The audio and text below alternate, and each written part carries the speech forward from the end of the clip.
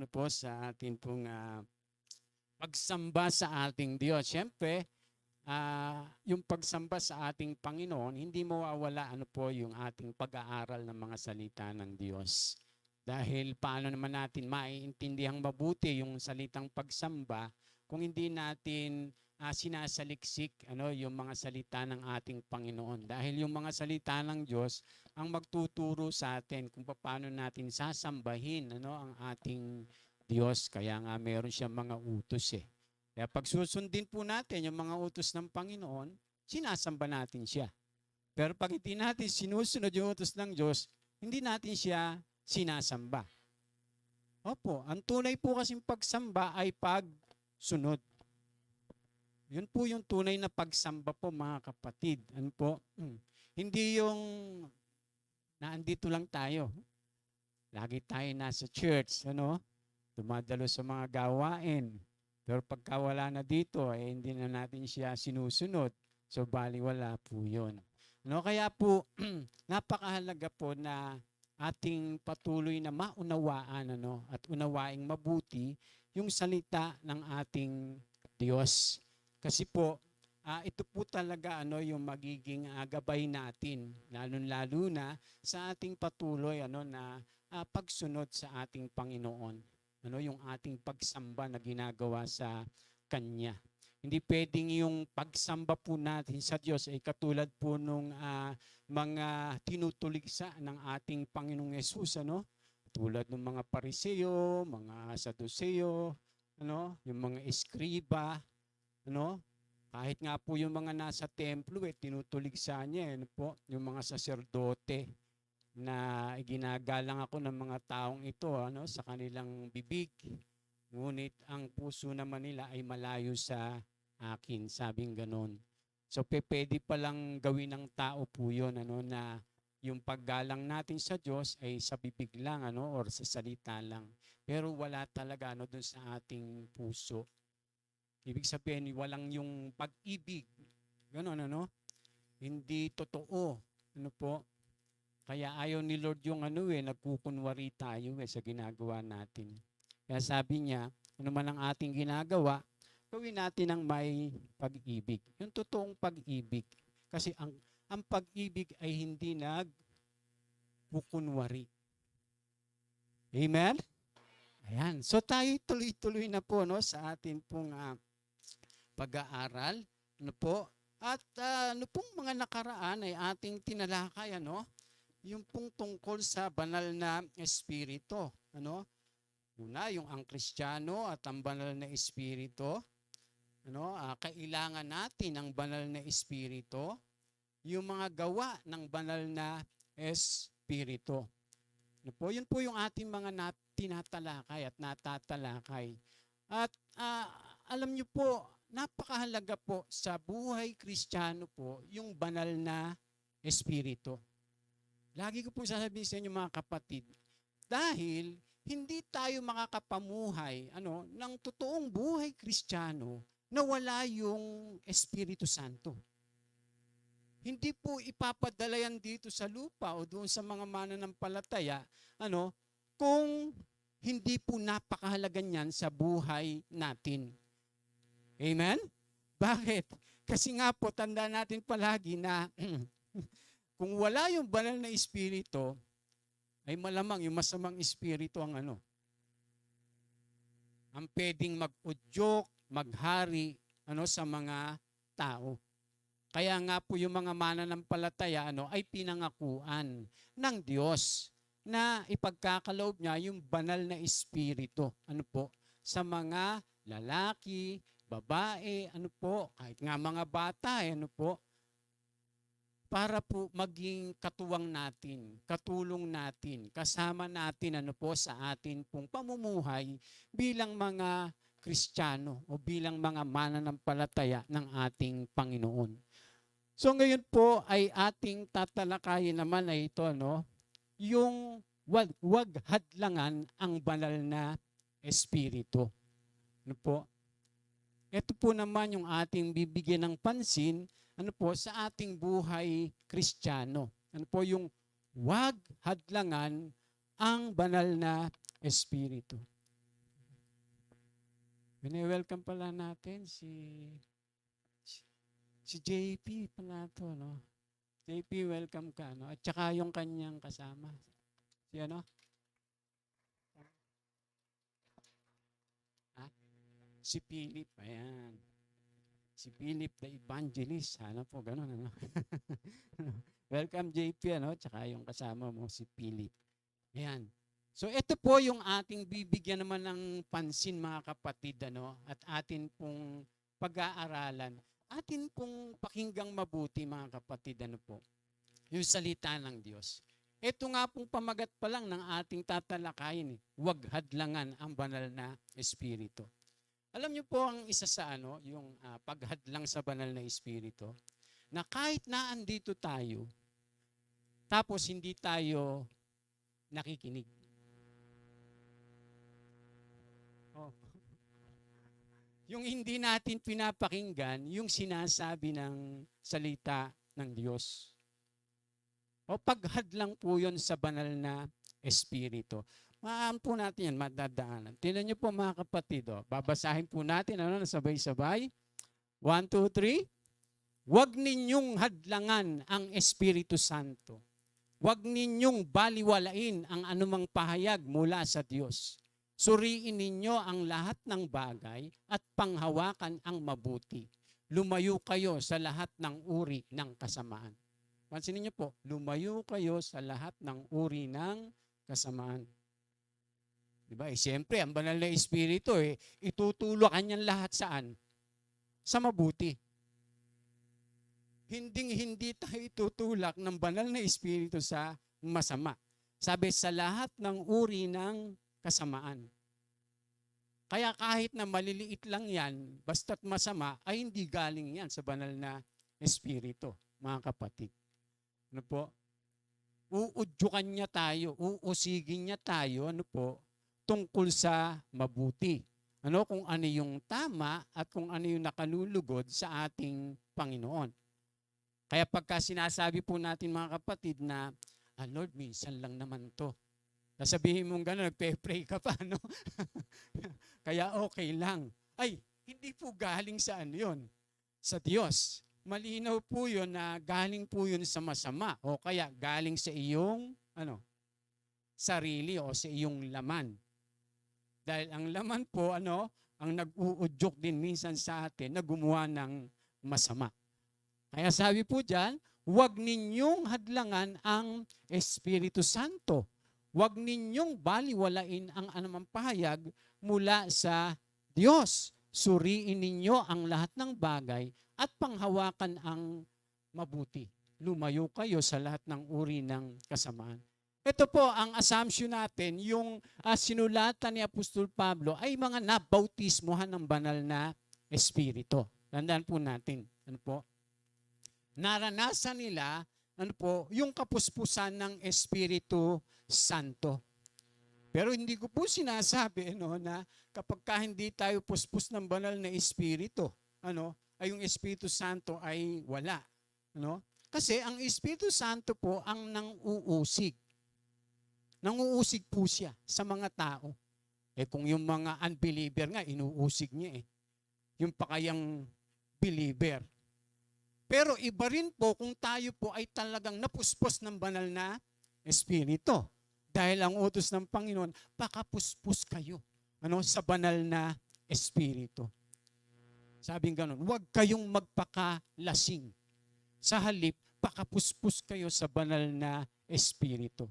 Sabing ganun ang salita ng Panginoon. Sabi diyan, yung ibig sabihin po ng hadlangan sa salitang Griego, ayan, mag-Greek po tayo. Espinomi. Espenomi. Salitang Griego po yan. Ang ibig sabihin ay to quench. Yung wag pawiin.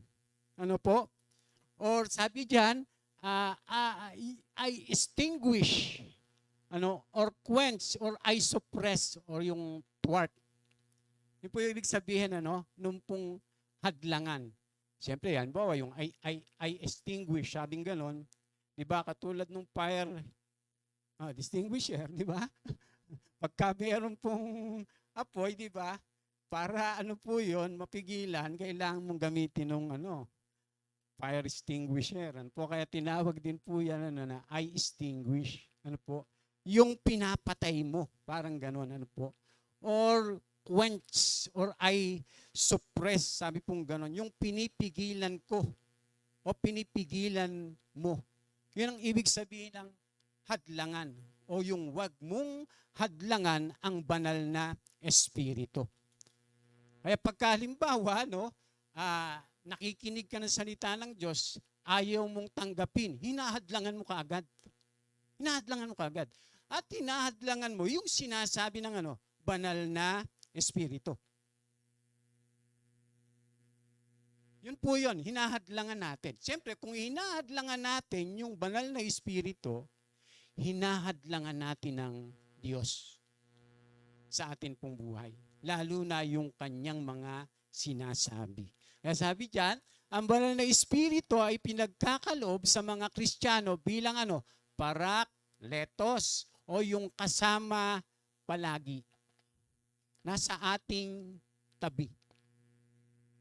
Yun ang ibig sabihin po ng isa pang patnubay, yung pong banal na espiritu. Sabi diyan, siya ang kapangyarihan sa likod ng matagumpay na buhay Kristiyano. Siya po yung kapangyarihan sa matagumpay na buhay Kristiyano.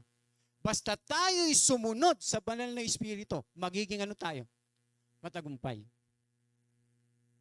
Kaya nga po, lagi nating mababasa diyan na mamuhay kayo sa patnubay ng banal na espiritu. Lumakad kayo sa patnubay ng banal na espiritu. Di ba? Manalangin kayo sa patnubay ng banal na espiritu. Ganun po yung mga mababasa natin. Basta tayo nagbabasa. Nagsalita ng Diyos. Bakit naman ipag-uutos yun kung hindi talagang napakahalaga sa ating buhay Kristiyano? Eto nga lang po yung sulat ni Apostol Pablo na sabi, huwag nating hadlangan ang banal na espiritu. Kaya sabi diyan, kung titinggin natin ang kanyang mga usig at udyok, kusa niyang ibubunga sa atin ang kanyang mga bunga na nagpapabago sa atin tungo sa wangis at larawan ng Panginoong Yesus. Yes, pag sinusunod natin yung banal na espiritu sa ating pong buhay, alam niyo po, yung bunga ng Espiritu Santo, unti-unti mahayag sa ating mga buhay. At siyempre, pagka yung bunga ng Espiritu Santo ay nasa atin, nagiging katulad tayo ng ating Panginoong Yesus. Kasi ang layunin po ng pagsunod natin sa Diyos ay makatulad ang ating Panginoong Jesucristo. Kaya nga susunod tayo sa Kanya sinututulong sa atin yung banal na espiritu. Kasi pag hindi talaga tayo susunod sa Panginoong Hesus sa pamamagitan ng banal na espiritu, mga kapatid, hindi tayo matutulad sa Panginoon. Ang layunin po ng buhay Kristiyano ay matulad tayo sa Kanya. Dahil ang tao po ay talagang katulad ng Diyos. Nung magkasala, ano nangyari? Nasira yung larawan ng Diyos sa tao. Yung kabanalan, yung katwiran, yung magagandang mga katangian. Wala po yun, nung magkasala ang tao. Tapos anong nangyari? Lumala ng lumala yung tao. Ang pangit na ng tao. Bakit? Hindi na siya kalarawan ng Diyos. Kalarawan na nino. Iba ng masama. Kaya ang ginawa ng Panginoon, tinubos niya yung tao para makabalik sa Diyos. At tayo po ay akayin niya na matulad muli sa Kanya. Amen? Kaya kinakailangan po natin ang Espiritu ng Panginoon. Sabi diyan, sa gayon, tayo ay magiging mabisang saksi ng Panginoong Yesus dito sa sanlibutan, saan man tayo idako ng buhay. Tingnan niyo po, pag tayo po ay nakakatulad na natin ng Panginoong Yesus, dahil sa pagsunod sa banal na Espiritu, di ba? Magiging epektibo tayong witness. Magiging epektibo tayong saksi ng ng Panginoong Hesus. 'Di ba? Ang sabi nga nung mabaptize ng Holy Spirit yung mga alagad. Anong sabi niya? Kaya't humayo kayo. Sabing ganun. Nabaptize na po sila noon, ng banal na Espiritu.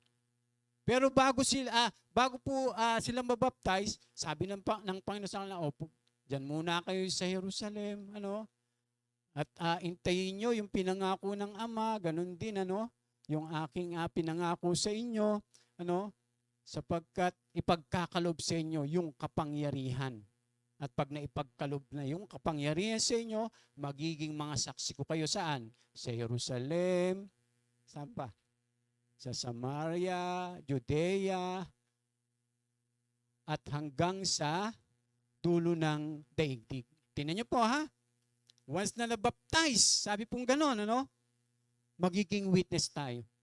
At magiging epektibo tayong witness ng Panginoon once na tayo'y nabubuhay sa gabay ng banal na Espiritu.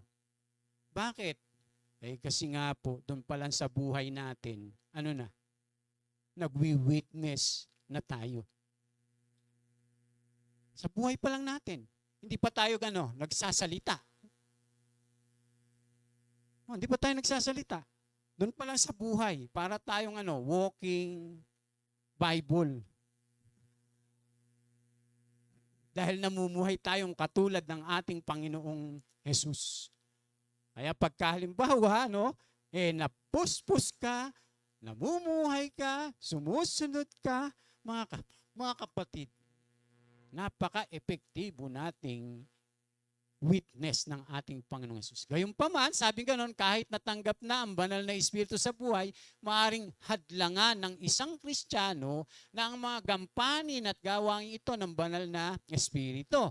Ito po ang tinutukoy ng ating binasa, kaya sila ay hinihikayat ng apostol na huwag hadlangan ng banal na Espiritu. So atin pong suriin pa ito at higit upang makalakad tayo at makasunod sa banal na Espiritu.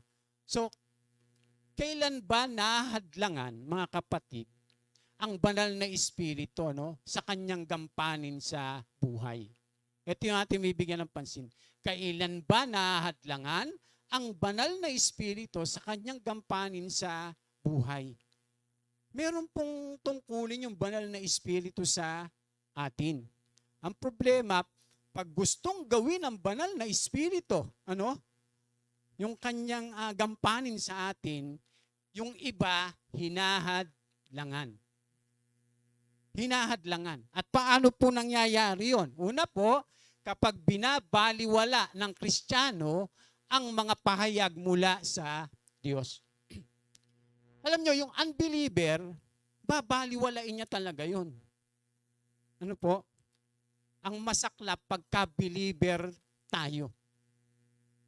Tapos, mga mananampalataya tayo, tapos binabaliwala natin yung mga pahayag mula sa ating Diyos. Kaya sabi diyan, huwag ninyong hadlangan ang Espiritu Santo. Tingnan niyo po, ipinapaliwanag niya. Yung susunod. Paano po hinahadlangan yung banal na Espiritu? Ang sabi, huwag ninyong baliwalain ang anumang pahayag mula sa Diyos. Yun po yung ibig sabihin nun, mga kapatid, na huwag nating hadlangan yung banal na Espiritu sa ating buhay. Sa palong paraan, ay huwag po nating babaliwalain yung anumang pahayag mula sa ating Diyos. Amen? Tingnan niyo po, sabi ng salita ng Diyos, lahat ng kasulatan ay hinasihan ng Diyos. At magagamit saan? Sa pagtuturo ng katotohanan, sa pagpapabulaan sa maring aral, at sa akay sa matuwid na pamumuhay. Sabi pong ganon. Yung kasulatan, yung salita ng Diyos ay kinasihan ng Espiritu Santo. Tapos magagamit sa pagtuturo ng katotohanan. Tapos tinuturuan ka ng katotohanan, ayaw mong tanggapin. Di ba? Tapos ano pa po? Sa pag-akay, sa matuwid na pamumuhay. Itinutuwid ka. Ayaw mong ano? Tanggapin, ayaw mo magpatuwid. Anong ginagawa mo ngayon? Hinahadlangan mo yung Espiritu ng Diyos. Binabaliwala mo ang Espiritu ng Diyos. Kapag siya'y nagpapahayag sa atin, kapag siya'y nangungusap sa atin, tapos ayaw nating tanggapin. Hindi naman po ituturo basta lamang yan ni Apostol Pablo, no? Kung walang ibig sabihin sa mga mananampalataya. Bakit niya sasabing wag hadlangan yung banal na Espiritu? Ibig sabihin, may mga Kristiyano na humahadlang. Kaya nga ipinaliwanag niya, wag ninyong baliwalain yung anumang pahayag mula sa Diyos. Amen? Huwag nating babaliwalain. Kasi hinahadlangan natin ang Espiritu ng Panginoon sa ating buhay. Na siya yung maghari at pumilos. Walang ibang paraan para makapamuhay tayo ng normal na buhay Kristiyano. Malibang tayo'y sumunod sa patnubay ng banal na Espiritu.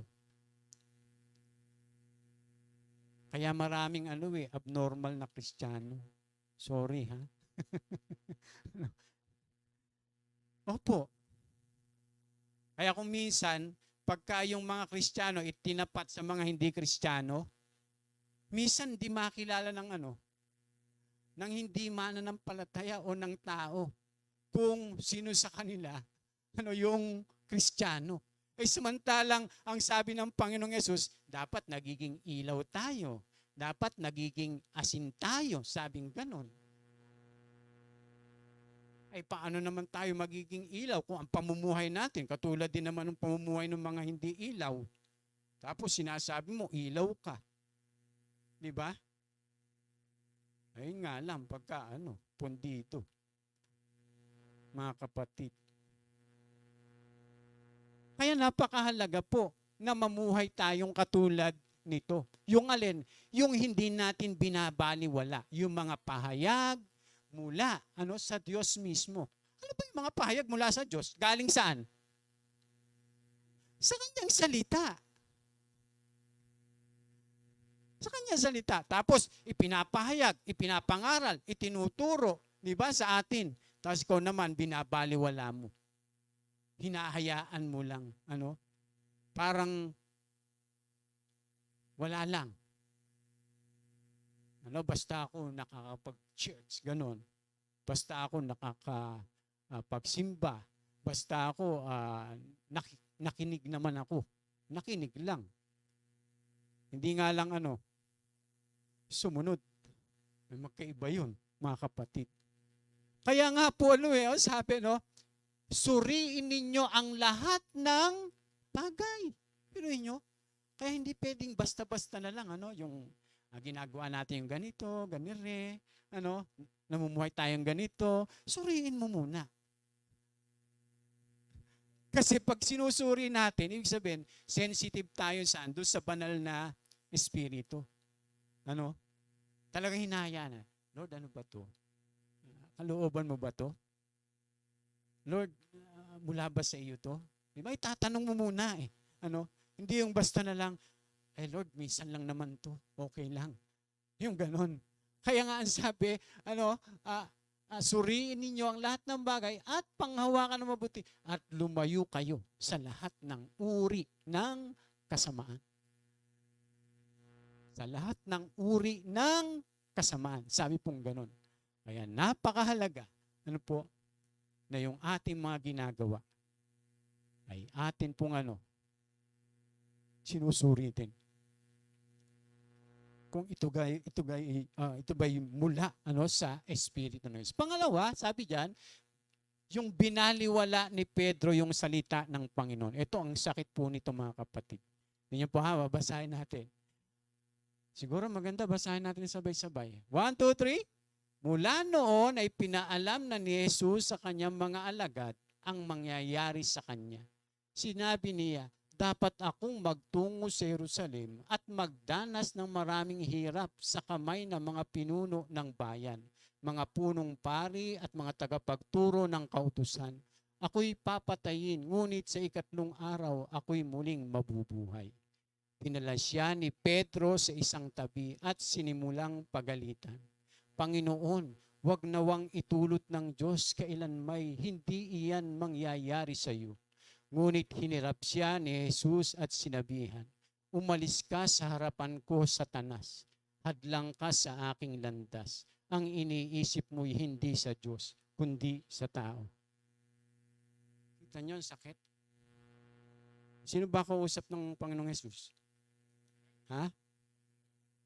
Alagad ba? Hindi. Alagad po. Pero ang sakit, di ba? Ipinahayag ng Panginoong Yesus. Nagsasalita ang Panginoong Yesus sa kanila doon sa mga alagad Ano? Sabi niya, mula noon, pinaalam ni Jesus sa kanyang mga alagad ang mangyayari sa kanya. Kasama dyan si Judas, lahat ng mga alagad. Tapos anong pahayag niya? Sinabi niya, dapat akong magtungo sa Jerusalem at magdanas ng maraming hirap sa kamay ng mga pinuno ng bayan. Mga punong pari. Mga saserdote yan doon sa templo na naglilingkod kuno. Ano? Sabi gano'n. At mga tagapagturo pa ng kautusan. Ang tindi, no? Oh. Ako'y papatayin, ngunit sa 3 araw ako'y muling mabubuhay. Tapos anong sabi ni Pedro? Ay Lord, sandali Lord, halika. Ano? Sabi niya,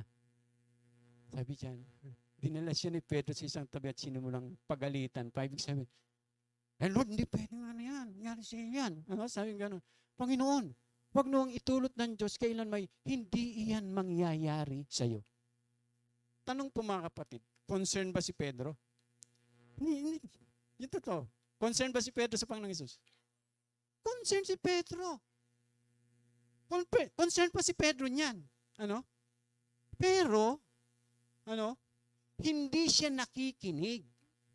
Tandaan po natin. Hindi siya nakikinig saan? Sa sinasabi ng Panginoon.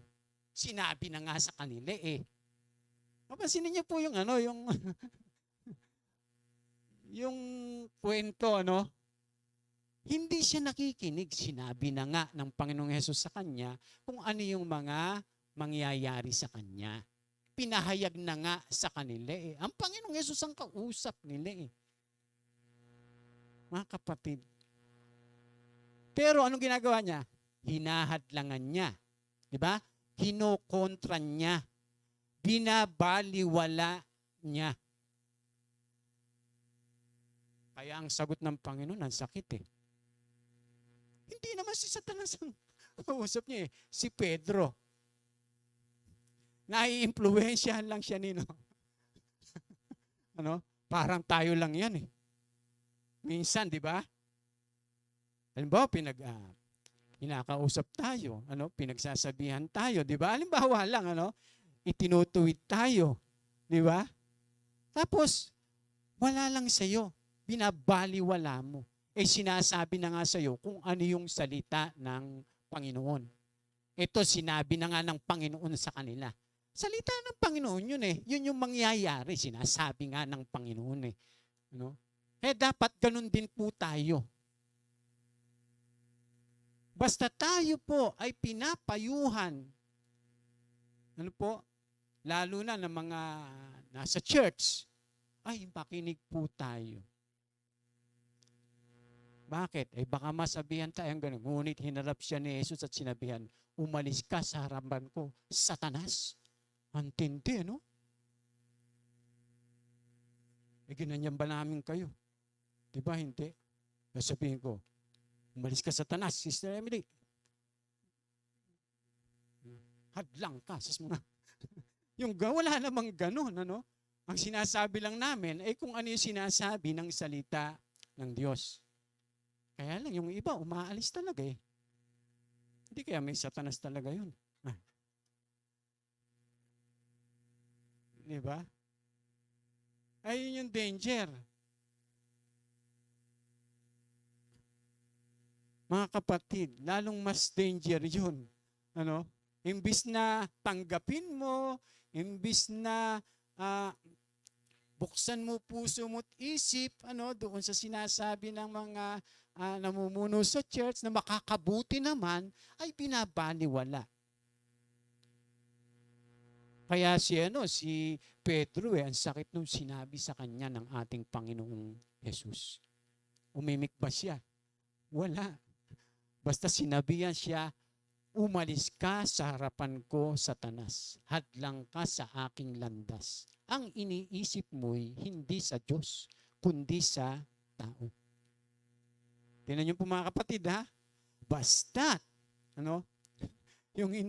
yung ating iniisip, sabi nga ay mula lang sa tao at hindi sa Diyos. Danger po tayo.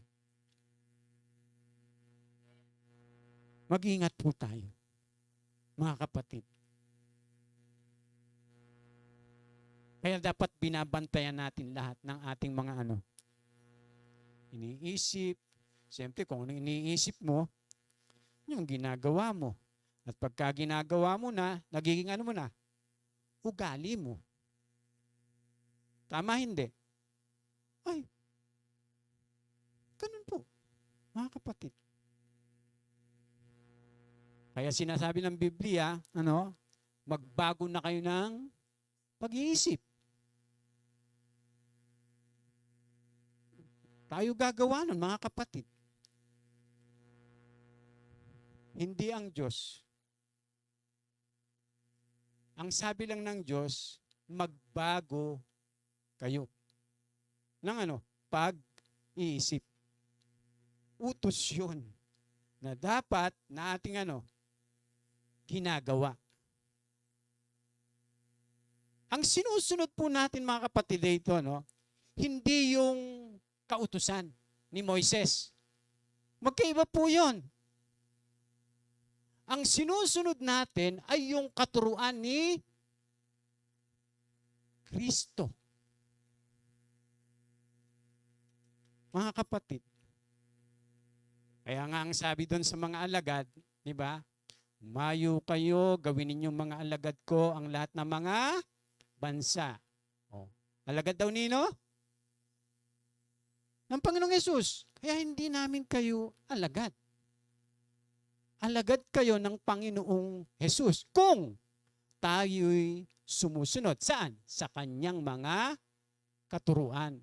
Sa kanyang mga salita. Kaya nga sabi, at turuan nyo silang sumunod sa lahat ng mga ipinag-uutos ko sa inyo. Kapag itinuturo yon, tapos tinatanggihan nyo, binabaliwala nyo, hinahadlangan nyo yung banal na Espiritu sa buhay nyo. Pero pagka tinuturuan tayo ng mga salita ng Diyos, di ba? Tapos nia-apply natin, ginagawa natin. Di namumuhay tayo saan? Sa Espiritu. Ganun po yan, mga kapatid. Kaya wag pong mangyari na katulad nito, na kapag may sinasabi ang Panginoon, anong ginagawa natin? Kinukontra pa natin. Minsan ganun nangangatwiran pa yung iba. Diba? Nagdadahilan pa yung iba. Minsan sinasabihan pa na, hinahatulan nyo naman kami, pastor. Di ba yung ganun? Ay, hinahatulan na nga tayo ng Panginoon Yun nga yung ating yung salita ng Panginoon, yung nag-judge na sa atin, yung salita mismo ng Panginoon, kung ano yung tama at mali. Tapos babalik ta rin, hindi, pastor, hinahatulan nyo kami. Hindi yan galing sa Panginoon, galing lang sa inyo. Galing nga sa salita ng Panginoon, yung amin tinuturo Mga kapatid sinasabi na nga namin, pinapahayag na nga namin, tapos hindi tatanggapin. Anong ginagawa po natin? Hinahadlangan natin yung Espiritu ng Diyos na makakilos sa buhay natin. Amen? Kaya dapat makinig tayo. Tandaan natin, sabing ganon, kapag narinig ninyo, ang alin? Ang tinig ng Diyos. Huwag nating patitigasin ang ating puso. Ay naandyan po yan sa mga susunod. Kaya pagka mali yung pagpapahalaga, pag mali yung ating pinapahalagahan sa buhay, ay siyempre, mali rin ang nagiging bunga. Kaya ang sabi diyan, sinasabi ko sa inyo, ang Espiritu, ang gawin ninyong patnubay sa inyong buhay. At hindi kayo magiging alipin ng hilig ng laman. Alam niyo po, kaya nagkakasala yung mga Kristiyano. Kapag pinagbibigyan niya yung kanyang hilig ng laman. Malaya na po tayo mga kapatid. Ito po, pakinggan po natin mabuti. Ang Kristiyano malaya na sa kasalanan. Bakit po? Ay pinalaya na tayo eh. Kaya sabi ng salita ng Diyos, huwag na kayong magpapaaliping muli. Sabing ganon. Pero bakit marami o may mga Kristiyano na nagpapatuloy pa rin saan? Sa kasalanan. Alam niyo kung bakit? Kasi pinagbibigyan nila yung hilig ng laman. At ang kalaban po natin sa pagsunod sa Panginoon ay yung hilig ng ating katawan. Kaya binabanggit na detalyado siya. Ang sabi, sinasabi ko sa inyo, ang Espiritu ang gawin yung patnubay sa inyong buhay. Kaya pag pinahalagahan natin yung Espiritu sa ating buhay, makakapamuhay talaga tayo. Saan? Sa patnubay. Pero pagka pinahalagahan natin yung ating laman, ay mamumuhay talaga tayo sa kasalanan. At ang masaklap nun, pagka naalipin tayong muli. Kasi pag lumala yun eh. Kaya sabi diyan, sapagkat ang nasa ng laman ay laban sa kalooban ng Espiritu. At ang kalooban ng Espiritu ay laban sa mga nasa ng laman. Laging naglalaban ang dalawang ito. Kaya't hindi niyo magagawa ang nais ninyong gawin. Kung pinapatnubayan kayo ng Espiritu, wala na kayo sa ilalim ng kautusan. Sabi pong ganun. Kaya po, kailangang pahalagahan natin yung Espiritu. Alin? Yung udyok sa atin ng Espiritu. Yung usig sa atin ng Espiritu. Huwag yung udyok ng laman.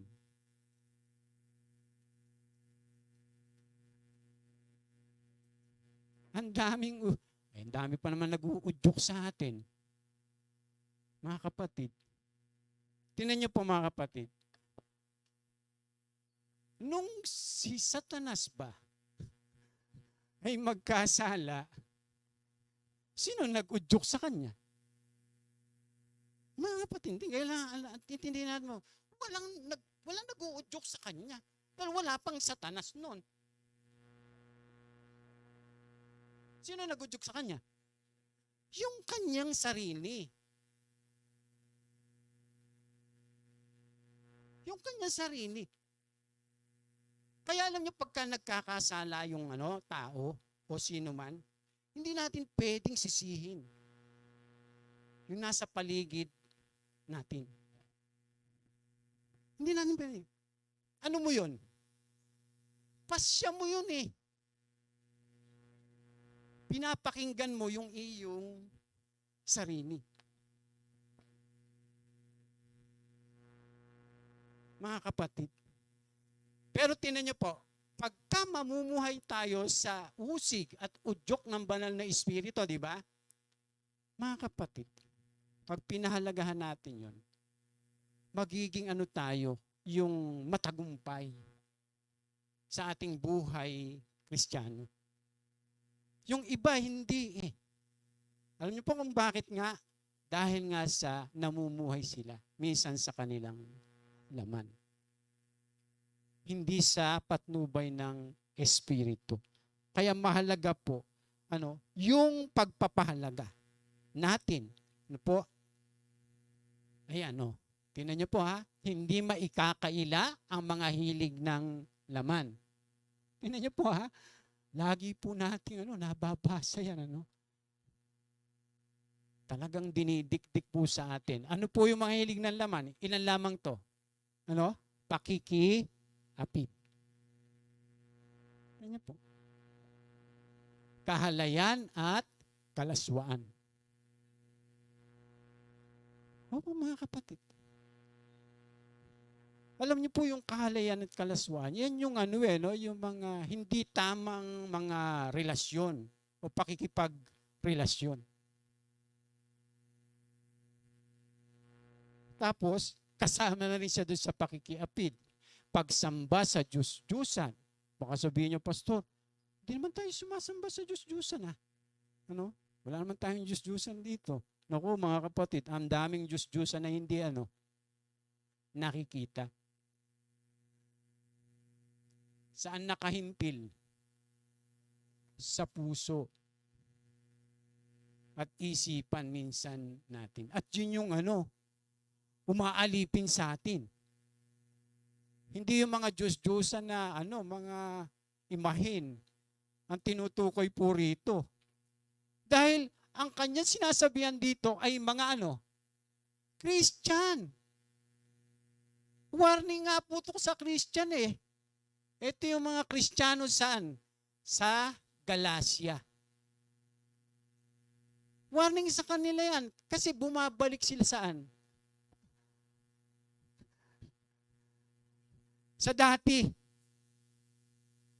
Kaya binabala, sabi, pagsamba sa Diyos-Diyusan, pangkukulam, pagkapuot sa isa't isa, pag-aaway-away, pagseselos, pagkakagalit, kasakiman, pagkakampi-kampi, at pagkabaha-bahagi. Pagkainggit.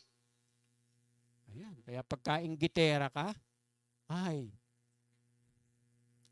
pag-inggitera ka, Christian ka, tapos inggitera ka, inggitero ka, nasa lamang ka.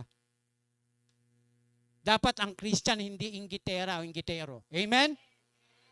Alam niyo kung bakit? Kasi, ipinagpe-pray nga natin yung bawat isa Ang sabi nga nila, panalangin nyo nga yung kaaway nyo, pagpalain pa eh. Tapos yung mga kapatid pa ninyo, hindi nyo pagpapalain. Kaya pagka kayo, gumanda ang buhay, umunlad kayo, wag po tayong maiinggit sa mga kapatid natin. Maging tayo?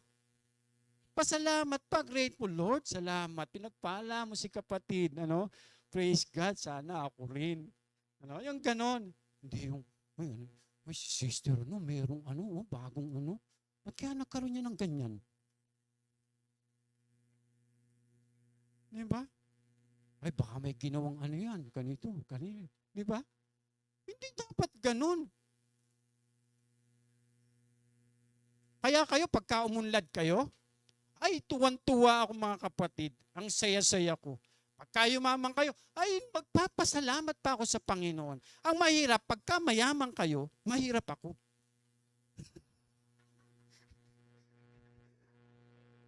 Tapos, ipagpe-pray nyo lang si pastor nyo. Lord, pagpalain nyo si pastor. Tapos, ganun lang.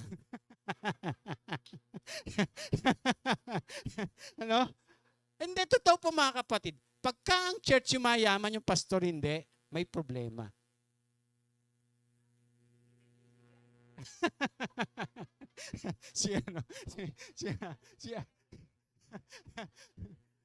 Alam niyo mga kapatid, pag tayo pinagpala dapat, mas lalo tayong maglingkod sa Diyos. Pagka gumanda ang buhay natin, dapat mas lalo tayong maglingkod sa Diyos. Hindi yung pagka meron tayong ganyan, tsaka tayo namumuhay saan? Sa ating sarili.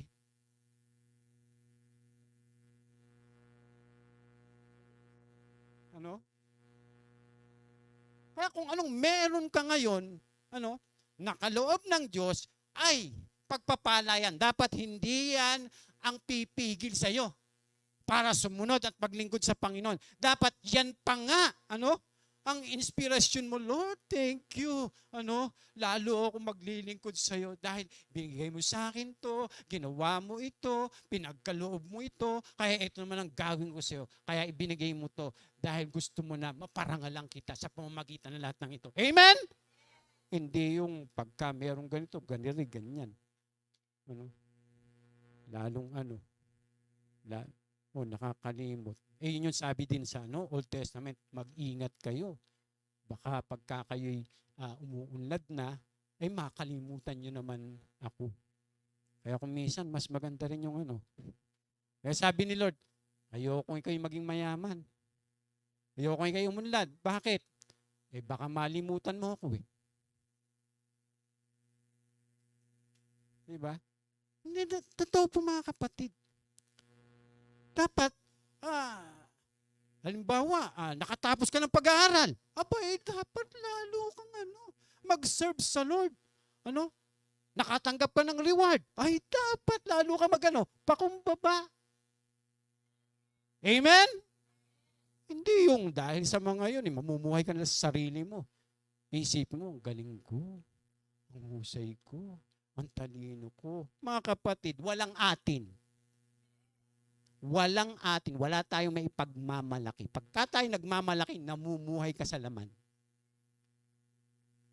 Kaya nga sabi ng salita ng Diyos, ang sino mang ibig magmalaki, ang Diyos ang kanyang ipagmalaki. Amen? Wala tayong ipagmamalaki sa Diyos.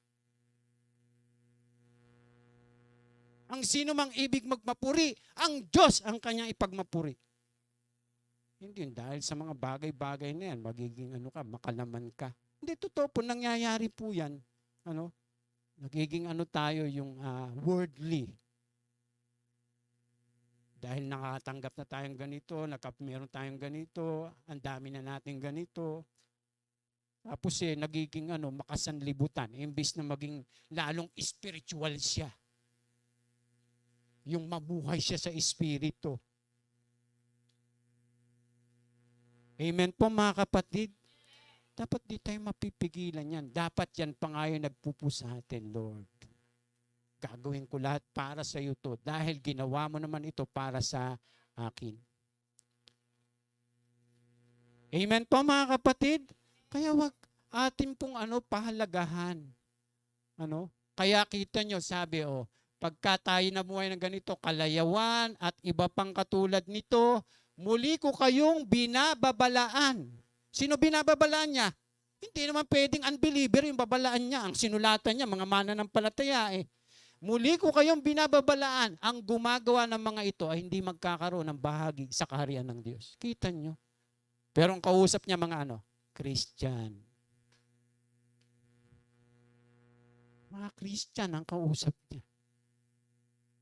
Kaya yung Christian, nagsasabing Christian, ang inaasahan lagi ng Panginoon, anong ginagawa natin?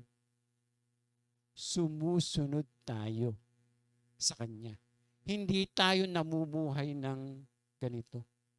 Nakatulad na sinasabi ng ilan. Hindi, Pastor, yung mga ginagawa natin ay hindi na makaka-apekto sa ating kaligtasan. Naku, mga kapatid, bakit naman sasabihin niya ni Apostol Pablo? Ba't naman sasabihin ni Apostol? Bakit niya bababalaan yung mga Christian? Kung yung ating mga ginagawa hindi makaka-apekto sa ating kaligtasan. Bakit ba tayo magsisimba? Bakit ba tayo sasamba? Bakit ba tayo mag-aaral ng salita ng Diyos? Bakit ba tayo dadalo sa mga gawain, mananalangin? Kung basta tinanggap natin, tayo sa Panginoon, ligtas na tayo. Ba't ba tayo magtitipon dito? Kung nanampalataya naman pala tayo, ligtas na tayo. Kanya-kanya na lang tayo. Ganun lang po kasimple. Bakit ituturo pa yung salita ng Diyos sa atin? Bakit sinabi ng Panginoon, at turuan nyo sila na sumunod. Bakit ituturo pa sa atin yun? Bakit pa natin ituturo to? Napahalagahan natin yung espiritu. Yung udyok niya, yung usig niya, at yung mamuhay tayo. Kaya pagka ang ating pinapahalagan ay yung laman, maaalipin tayo ng laman. Pero pagka ang pinapahalagahan natin, yung Espiritu, mamumuhay tayo sa patnubay ng Espiritu. Kaya sabi dyan, eto, yung maling pagpahalaga pa rin. Subalit, ang bunga ng Espiritu, kung ito yung papahalagahan natin, di ba? Pag-ibig, kagalakan, kapayapaan, katsagaan, kabaitan, kabutihan, katapatan, kahinahunan, at pagpipigil sa sarili. Walang batas laban sa mga ito. At pinatay na ng mga nakipag-isa kay Kristo Jesus ang kanilang makasariling pagkatao, pati na ang masasamang hilig nito. Kita nyo? Bakit? Paano nangyayari yun? Pag lumalakad tayo sa patnubay ng Espiritu. Mga kapatid. Kaya kung ang Espiritu ang nagbibigay buhay sa atin, ano sabi? Siya na rin ang paghariin natin sa ating buhay. Dapat siya maghari. Dahil pag naghahari ang Espiritu sa atin, naghahari ang Ama, naghahari ang Anak. Dahil ang Espiritu Santo, ang kumakatawan sa Ama at sa Anak. Amen? Ayan, ganyan po yan mga kapatid. Kaya huwag nating hahadlangan yung Espiritu ng Diyos sa atin pong mga buhay. Dahil kung tayo po ay susunod, mamumuhay sa patnubay ng Espiritu, mga kapatid, tayo po ay namumuhay ng karapat-dapat at kalugod-lugod sa ating Diyos. Amen? Palakpakan po natin ang Panginoon. Mga kapatid, ine-emphasize ko lang po sa inyo kung gaano kahalaga yung pamumuhay sa Espiritu Santo. Siyempre, pag hindi tayo namuhay sa patnubay ng Espiritu, ibang Espiritu ang baka maghari sa atin. Mga kapatid, laging ganun po yun. Pag hindi tayo sumusunod sa Espiritu, meron tayong ibang sinusundan. Pag hindi tayo sumusunod sa Panginoong Jesus, may iba tayong Panginoong sinusundan. Laging ganun lang po yun, mga kapatid. Kaya nga po idinidiin ang salita ng Diyos. Kung gaano kahalaga yung pamumuhay sa patnubay ng Espiritu Santo. Ay, tutuloy na lang po natin sa susunod. Marami pong salamat at pagpalain po tayo ng Panginoon.